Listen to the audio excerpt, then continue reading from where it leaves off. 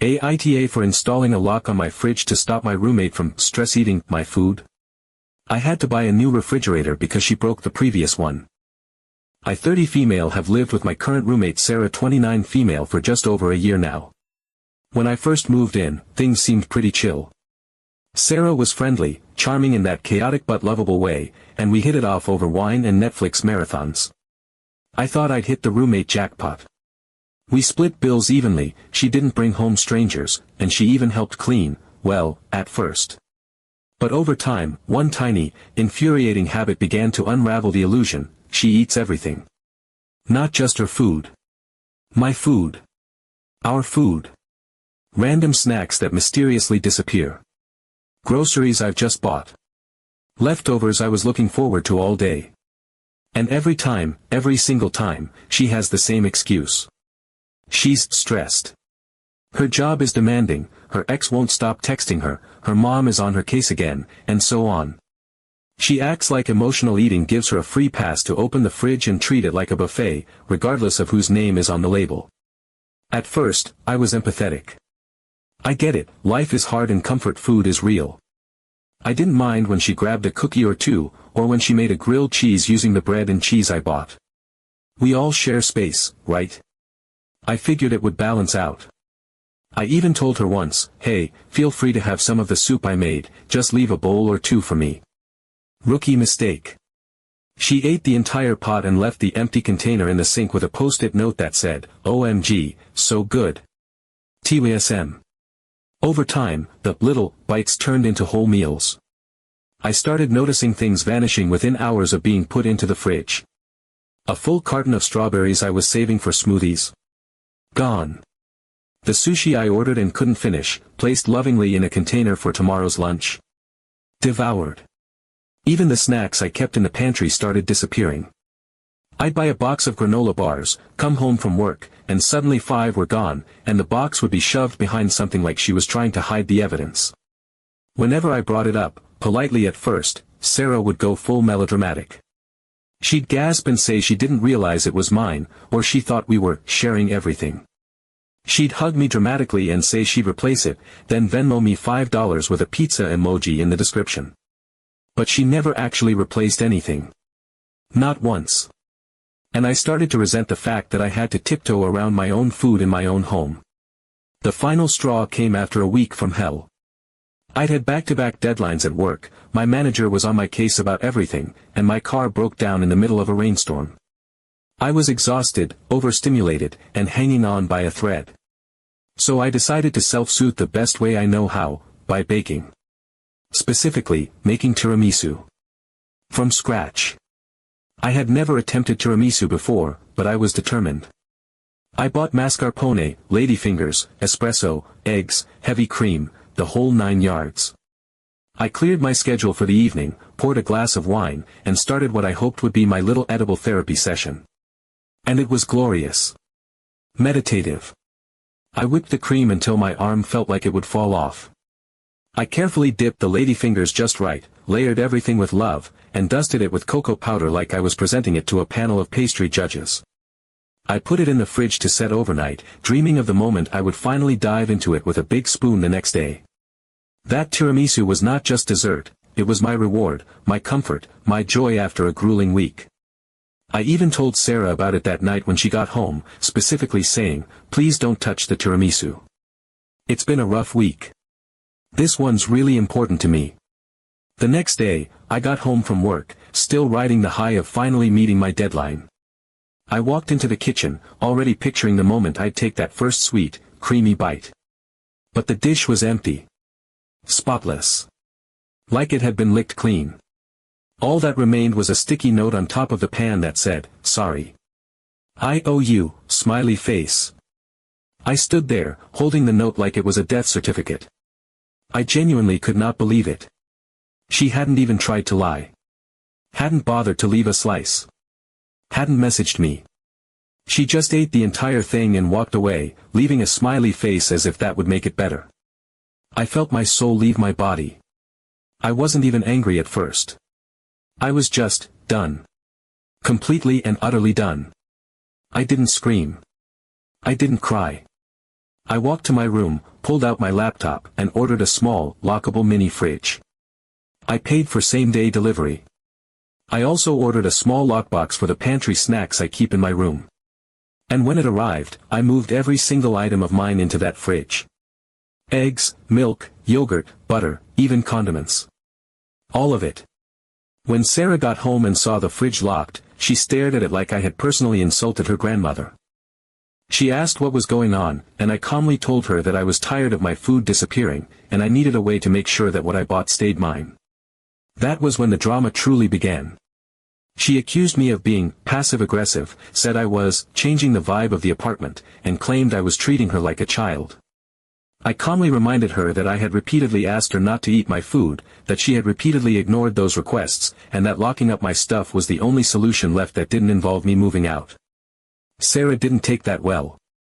She started sulking around the apartment, making snide comments under her breath, loudly announcing that she had nothing to eat even though she had her own groceries. Then she tried to get our other roommates involved, hoping they'd back her up. Big mistake. Turns out, I wasn't the only one hiding snacks. One of our other roommates keeps her chocolate in her underwear drawer because Sarah borrows it constantly. Another one had started eating dinner at her boyfriend's place just to avoid the drama. Nobody backed her up. If anything, they seemed relieved that someone finally stood up to her snack-stealing ways. She still complains, and every now and then she tries to sneak into my fridge if I forget to lock it. But for the most part, I finally have peace. My food is safe. My snacks stay where I left them. And the tiramisu incident has become something of a legend in our apartment. Even our other roommates refer to it as the dessert that broke the fridge. So am I the asshole for locking up my food? Or is Sarah just mad she can't steal my serotonin anymore? Update 1. After the tiramisu pogrom, as my other roommates had started calling it with a mix of humor and disbelief, I genuinely thought I had reached the final level of Sarah's food-thieving madness.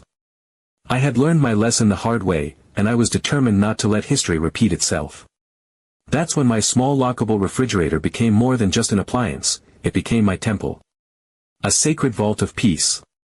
My own little corner of sanity in an apartment where boundaries meant nothing to one particular person. I was meticulous. I bought small locks for the pantry bins I kept in my room. I labeled everything I could. My mini fridge was secured at all times, and I even placed it in the corner of my bedroom next to my desk, where I worked remotely most days. It gave me comfort. I knew that whatever little joy I prepared for myself, be it leftovers from takeout, fresh groceries, or the occasional I survived Monday cheesecake, would still be there the next day, untouched and unbothered. But Sarah wasn't done. At first, it was little things. Passive-aggressive notes taped to the shared fridge, things like, "Some of us like to share," smiley face, or, "It must be so nice having your own fridge." Then it was the noise. She'd slam cabinet doors when I cooked in the kitchen or sigh dramatically if I passed by with a container in hand. I started to ignore her. I wasn't interested in the petty power struggle. All I wanted was to eat food I'd paid for without having to inventory it like I was managing a medieval grain store. Then came the shepherd's pie incident. It had been a long week. Again. I was juggling a major deadline, managing a demanding client who seemed to think I was a 24/7 hotline, and on top of that, I was dealing with insomnia that made me feel like a raccoon who'd accidentally enrolled in a finance job. So when the weekend finally rolled around, I decided to make something comforting. Something warm, hearty, and nostalgic. I settled on shepherd's pie. The real kind, too. None of that lazy, beef and boxed mash, shortcut stuff. I spent the afternoon peeling potatoes, slow-cooking ground beef with herbs and onions, and stirring peas into the mix with the care of a Victorian housewife. I whipped the mashed potatoes until they were creamy and rich, added a touch of garlic, layered everything together in a ceramic dish, and baked it until it was golden and bubbling. It was food made with intention. Comfort food with soul. I packed a generous portion into a container, let it cool, then placed it gently inside my mini fridge. I even did a double check, lock secured, door closed, key in my drawer. I went to bed that night with the peaceful satisfaction of knowing that tomorrow, I'd have something delicious waiting for me. A personal reward after a mentally exhausting week. The next morning, I woke up and immediately looked forward to lunch. That shepherd's pie had become my light at the end of the tunnel. I walked to my mini fridge, turned the key, and was greeted by the unimaginable. The door was broken. Not unlocked. Not picked. Broken. Torn at the hinges like someone had pried it open with brute force. The small fridge door hung crookedly, the interior light flickering, and the container, the sacred container, was empty. Licked clean, almost aggressively. And on top of it, taped like some kind of deranged trophy, was another sticky note. OMG, so good. You're the best roommate ever. It felt like a crime scene. I stood there, staring at the chaos, clutching the broken fridge door in my hand like a grieving widow holding onto a shattered photo frame. I didn't even react right away. My brain just refused to compute what I was seeing. That fridge had been locked. It was inside my room. And yet here I was, looking at the aftermath of what could only be described as a deliberate act of sabotage and selfishness. At first, I thought there had been a misunderstanding. That maybe the lock had malfunctioned. That someone else had done it. That there was some rational explanation. But then I heard Sarah. She was in the living room, on the phone, talking loudly and laughing like nothing was wrong. I froze when I heard her say, "I just opened this random container and found the most delicious food." Seriously, it was like gourmet. Totally unexpected. You know how I get lucky sometimes. My blood turned to ice. She didn't even try to deny it. She didn't hide it. She sounded proud, even amused. Like breaking into someone's personal fridge was a funny little anecdote she could drop into a casual conversation. That's when it hit me. This wasn't about food anymore. It was about entitlement. Control. The idea that my boundaries didn't matter, that what was mine was hers if she wanted it badly enough. Sarah didn't see this as theft.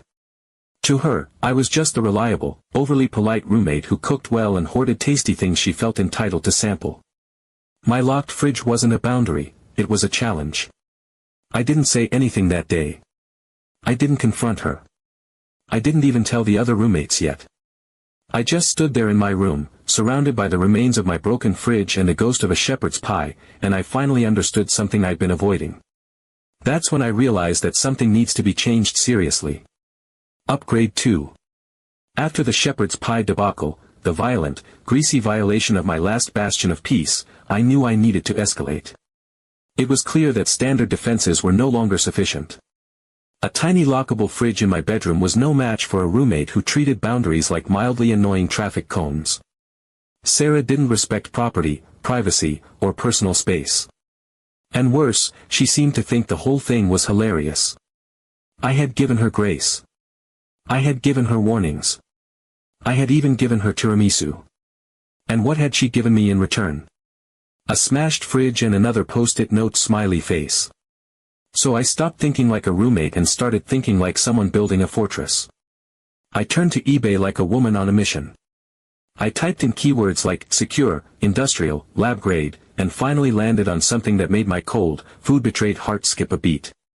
A used but sturdy metal refrigeration unit designed for laboratory use. Stainless steel, fully insulated, powered with a compressor that could run through a hurricane, and, best of all, a digital keypad lock. This wasn't a mini fridge.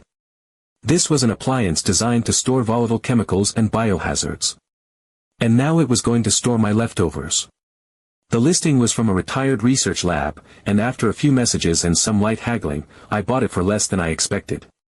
Delivery took a week, and I used that time to prepare. I cleared out a corner of the kitchen, no more hiding my food away like a squirrel in my bedroom. I wanted this thing front and center, a stainless steel middle finger to years of stolen snacks. When it arrived, it was everything I hoped for, massive, cold, unbreakable. It had a heavy door with reinforced hinges, a smooth metallic surface that looked immune to fingerprints, and a digital keypad that blinked with readiness. I mounted it in the corner, connected it to the network for remote monitoring, set a 6-digit code that only I knew, and just to be safe, I sealed every crack with weather-resistant tape. I even bought a motion sensor camera and mounted it on top, disguised inside a small potted plant. The result was something straight out of a Bond villain's kitchen. I called it Fort Cool. And to christen it, I made one of my favorite comfort meals, Thai red curry with chicken and vegetables over jasmine rice. I didn't cut corners. I simmered the curry paste with coconut milk until the smell made my eyes water in the best way. I added just the right amount of fish sauce and palm sugar, balanced it with lime, and gently folded in red peppers, bamboo shoots, and chunks of tender chicken. The jasmine rice fluffed perfectly. I plated a portion for dinner and packed the rest into a large, heat-safe container which I proudly locked into Fort Cool. That evening, I floated around the apartment. The aroma was still drifting through the air like incense. My roommates complimented the smell as they passed through the kitchen. Even Sarah lingered, sniffing theatrically and asking what I'd made. I just smiled. There was a new sheriff in town, and she didn't hand out curry. I went to bed feeling victorious, like I'd finally reclaimed something sacred. The next morning, I woke up early. I wanted to reheat the curry for lunch and enjoy it while the house was quiet. But the moment I stepped into the kitchen, I felt it. That awful, hollow feeling in the pit of my stomach, the one I'd gotten used to every time food went missing. The door to Fort Cool was ever so slightly ajar. My 6-digit code had been entered, the light on the keypad was green, and the interior was empty. Gone. All of it. The container had vanished like it had never existed. My hands shook as I searched for clues. There, in the sink, was the container. Rinsed carelessly but unmistakably mine. And next to it, the spoon. Still wet. Covered in a thin, orange film of curry. It was smeared, half-heartedly rinsed, like someone had at least tried to pretend they weren't caught. No sticky note this time. No cute little apology. Just silence and a sickly sweet smell of coconut and betrayal. I didn't need to guess who did it. But I needed to know. I went straight to my computer and pulled up the camera footage from the night before. It took a minute to load, and my heart was pounding the entire time. When it did, there she was. Sarah. Clear as day.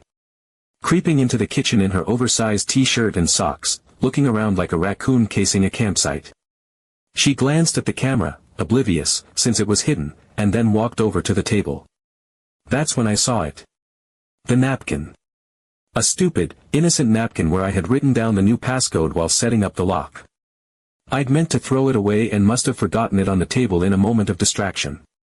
She picked it up, squinted, then walked over to Fort Cool and typed the numbers in. The green light blinked. The door opened. And then she sat down. Right there. On the floor.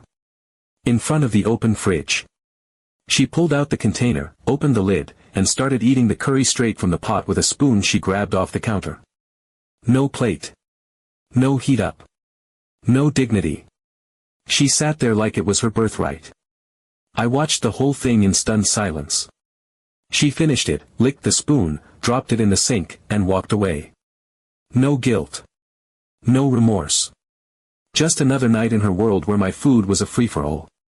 That was the moment something inside me just snapped. It wasn't the curry. It wasn't even the broken fridge before it. It was the ease with which she did it. The entitlement. The laziness. The way she knew I would be furious but didn't care because consequences didn't exist for her. Not in this apartment. Not with me. Not until now. I felt my patience snap like a chocolate wrapper in her hands. Update 3. After watching Sarah sit on the floor like some kind of goblin feasting on my hard-earned curry straight out of Fort Cool, I realized I was past the point of salvaging any kind of respectful roommate dynamic. I had tried boundaries. I had tried technology.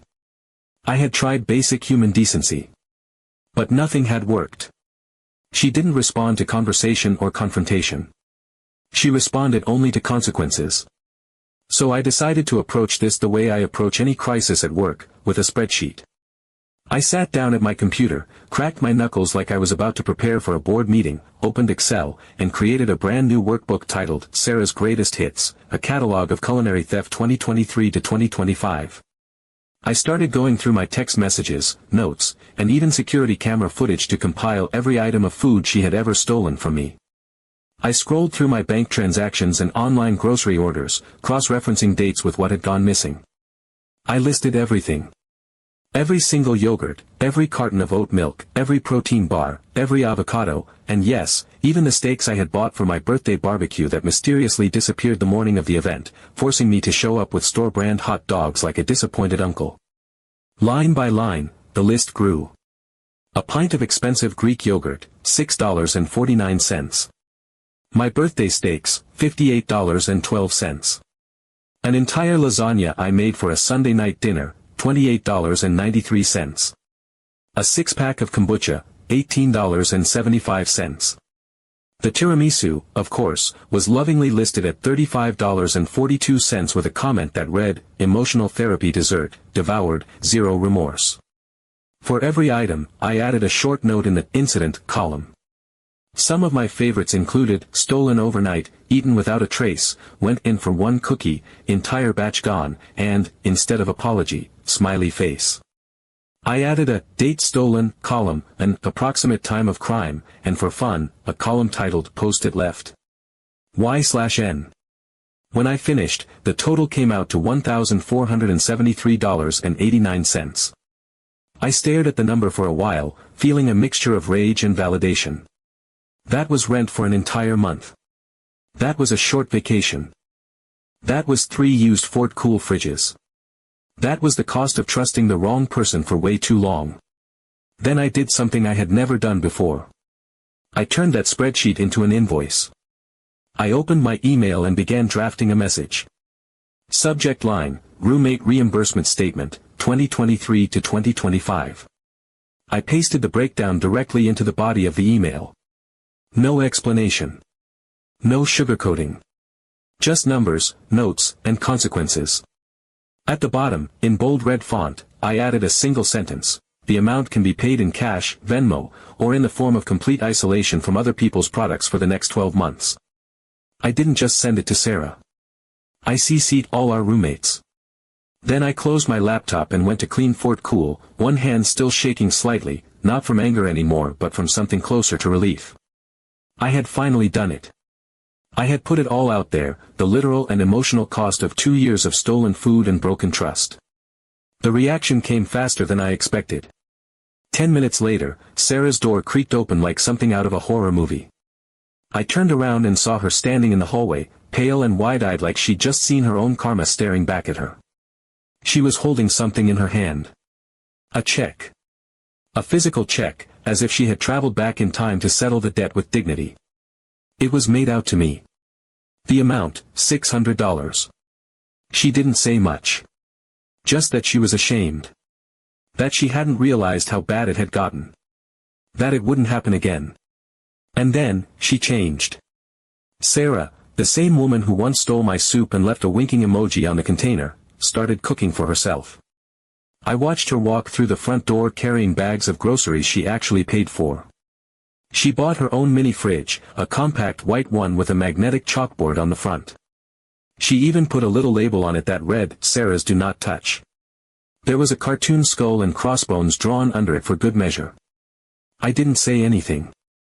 I just nodded and let it be. She started asking permission. She stopped hovering when I cooked. She stayed out of my lane, my fridge, and my food. The sticky notes stopped.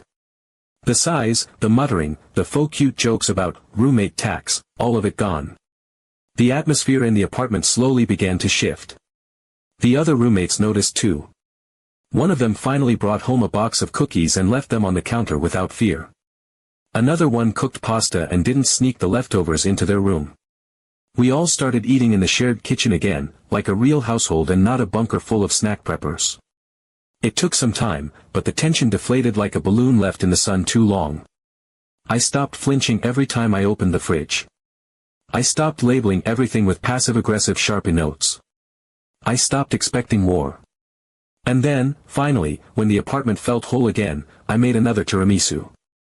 This time, I didn't cry while whisking the cream. I didn't hover by the fridge. I didn't double-lock the door or check the camera feed every 5 minutes. I just made it, I let it chill, I took a spoon, I sat down at the table, and this time, I ate it.